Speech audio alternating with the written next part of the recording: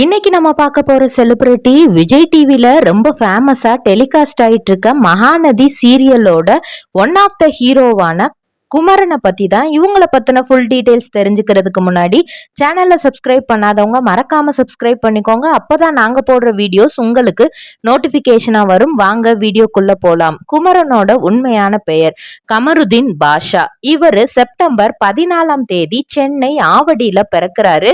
இவரோட பூர்வீகமே இங்க சென்னை தான். இவர் ஒரு முஸ்லிம். அது மட்டும் இல்லாம இவரு சின்ன வயசா இருக்கும் போதே இவங்க அப்பா இறந்துட்டாங்க.